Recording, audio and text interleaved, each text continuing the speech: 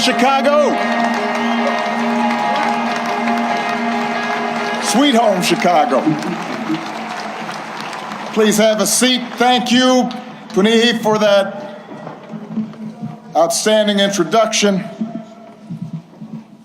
President and Mrs. Bush, President and Secretary Clinton, thank you for being with us today and for your devotion to our country. And I've seen it in a new generation of leaders here and around the world, like Punihi and Addison. Leaders who are determined to make our governments and our economies and our societies work for everyone. Obama Foundation leaders like Hannah, a Food Corps member from rural Ohio who's helping ensure every child has access to at least one nourishing meal. Or George, an entrepreneur whose nonprofit helps get unused, unexpired medicine, often at no cost, to people who need it. Or Zuzana, a human rights lawyer in Poland, who's won more than 30 landmark cases. There are thousands, tens of thousands, hundreds of thousands of these young people out there making a difference right now. And this center is devoted to lifting up their stories, giving them the tools and support they need to expand their impact. For while our work is nonpartisan, we are not values neutral. We have a point of view.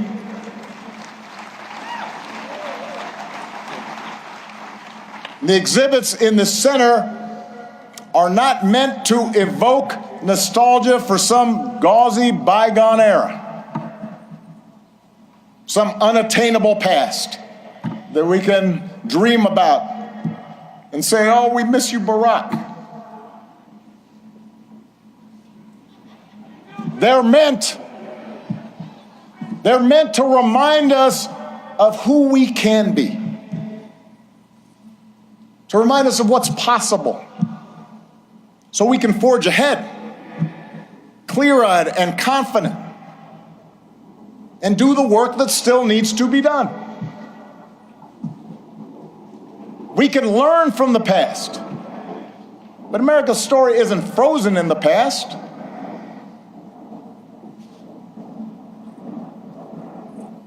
It has chapters yet to be written, not by one person or a few people, not by Barack and Michelle, or anybody with a fancy title or a high office, but by all of us.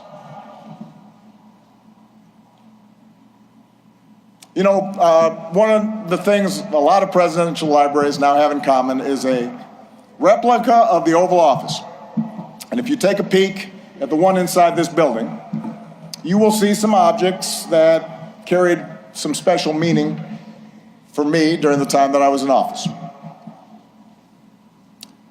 There's a program that a friend from the South Side gave me that he had retrieved from the 1963 March on Washington. He was there.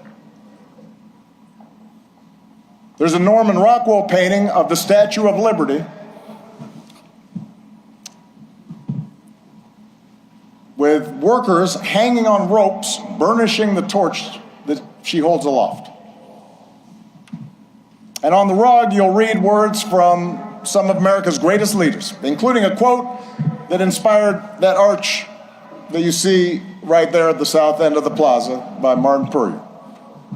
The arc of the moral universe is long, but it bends towards justice.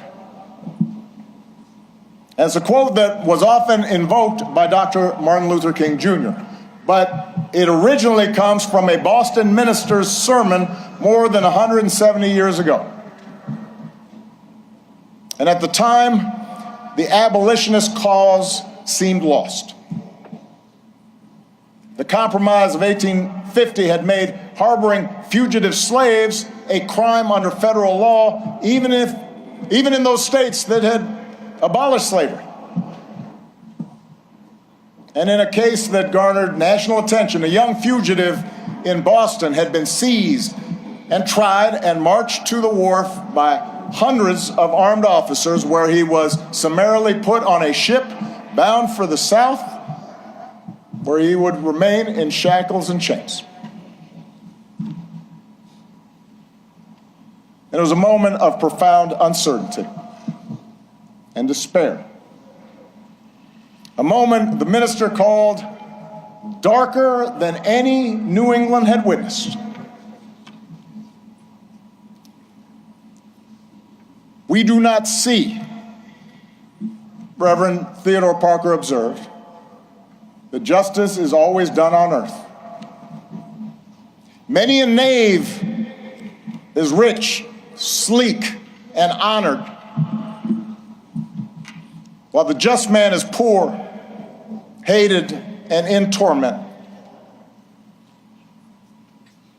I do not pretend, the preacher said, to understand the moral universe. The arc is a long one. My eye reaches but little ways. I cannot calculate the curve and complete the figure by the experience of sight. I can divine it by conscience. But from what I see, I am sure it bends towards justice. The good Reverend was under no illusions about the perils and obstacles facing the abolitionist cause.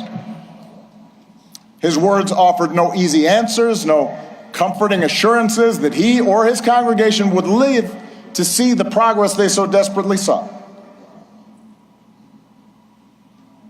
Rather, his was a declaration of faith, a defiant call, not to abandon hope or give way to fear, but to stay true to our better selves and true to one another, and to keep fighting to fulfill the promise of this nation, even in the face of cruelty and bitter disappointment, even in the face of impossible odds. It is that spirit that we open the center today. The same spirit that so many of you showed all those years ago. The same spirit that inspired generations of Americans to meet the challenges of their time. The same spirit that is alive and well here on the south side of Chicago. The same spirit that will see America and the world through its present trials. There is a new generation out there, ready to write the next chapter of our story. We intend to help them do it, and we ask that you join us. Thank you. God bless you. God bless the United States of America.